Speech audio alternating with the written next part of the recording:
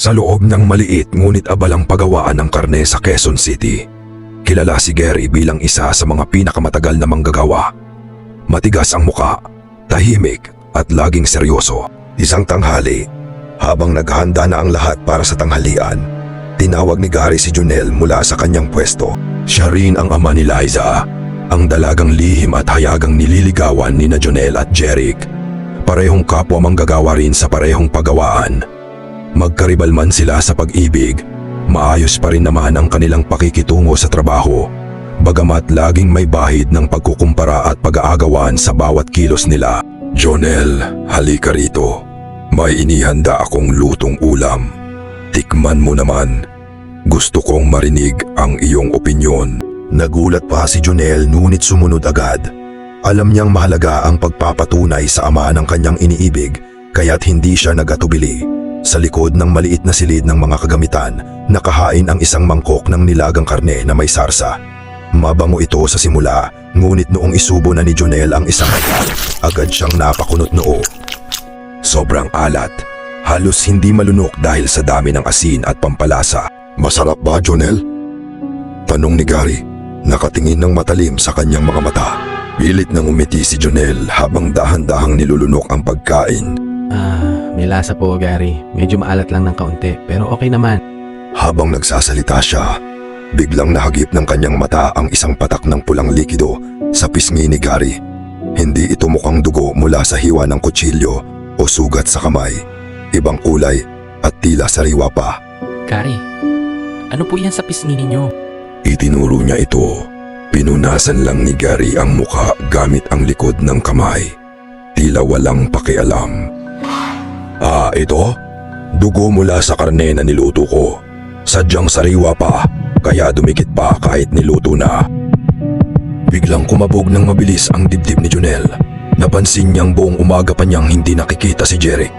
Dati-rati laging kasama nito si Liza tuwing oras ng pahinga o kaya'y nagtutulungan sila sa trabaho. Ngayon, wala man lang bakas o balita tungkol sa kanya. Gary, nakita niyo po ba si Jeric kanina? Hindi ko pa siya nakikita simula pa kaninang umaga. Tumawa ng mahina si Gary, isang tawa na walang saya at puno ng lihim. Inilapag niya ang kutsara sa mesa at tumingin ng diretso kay Jonel. Si Jeric? Nandito siya kanina. Tinawag ko rin siya, katulad ng ginawa ko sa iyo. Inalok ko siya ng lutong ito. Tumigil sandali si Gary bago idugtong ng mabagal at malamig. Sinubukan niyang tikman. At alam mo ba kung ano ang sinabi niya?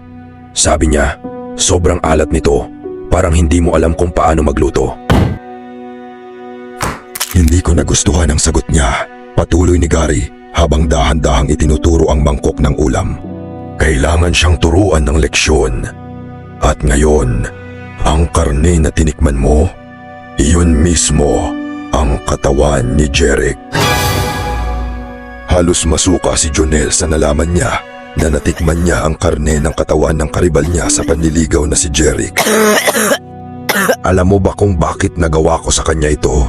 Dahil winalanghiya niya ang anak ko. Nanginginig sa takot nang lumapit ang anak ko. Nagising siya nang wala ng damit, habang katabi niya si Jeric na tulog at wala rin damit pang itaas. Dahil sa galit ni Jonel kay Gary, inilabas ni Jonel ang pang-spray na kayang magpatulog ng tao kapag nakaamoy nito. Tinanong ni Gary kung ano ang ginagawa ni Jonel hanggang sa nawalan siya ng malay. Bumagsak sa sahig at nakatulog doon na nagsalita si Jonel. Kawawang Gary, ako ang gumalaw sa anak mo. Alam kong hindi ako gusto ng anak mo at si Jeric ang pipiliin niya. Kaya inunahan ko na sila. Habang nag-aayos sila ng kisame, nag-spray ako ng patago hanggang sa makatulog silang dalawa para hindi ako mahuli. At ang mapagbintangan ay si Jeric. Tinanggalan ko ito ng damit at itinabi kay Liza. Pero hindi ko gusto na patayin mo siya. Nagising si Gary at tumatawa nang biglang sinuntok niya ito. Dahilan ng pagkabagsak, Bubunot ng kutsilyo si Gary. Ngunit biglang lumabas si Jeric at si Liza upang pigilan ito. Nagulat si Jonel sa nakita na buhay pa pala si Jeric at nagising si Gary. Kung inaakala mo mahihimatay din ako sa spray mo, nagkakamali ka. Matagal na akong walang pang-amoy. Alam kong ikaw ang may gawa sa anak ko dahil nakita kita na lumabas sa kwarto ng anak ko hanggang sa nakita ko na lamang na lumabas ang anak ko na si Liza.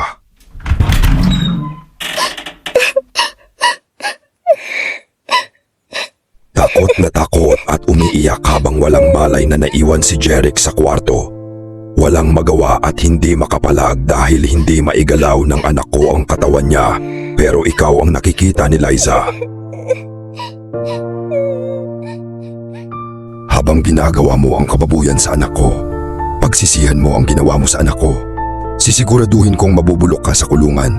Sinira mo ang matagal nating pagkakaibigan at ang tiwala ko, ang dignidad ng anak ko. Mabubulok ka sa kulungan, hayop ka. Hanggang sa dumating na ang mga pulis upang hulihin, dinampot at dinala si Jonel sa kulungan.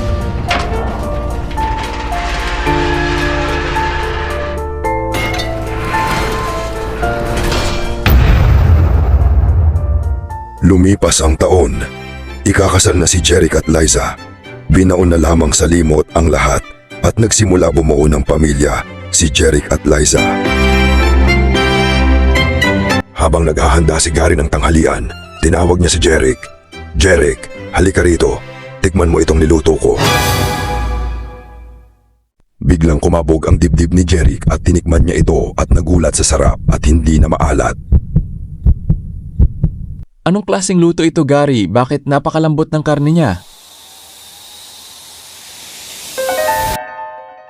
Yan ang karne ni Jonel.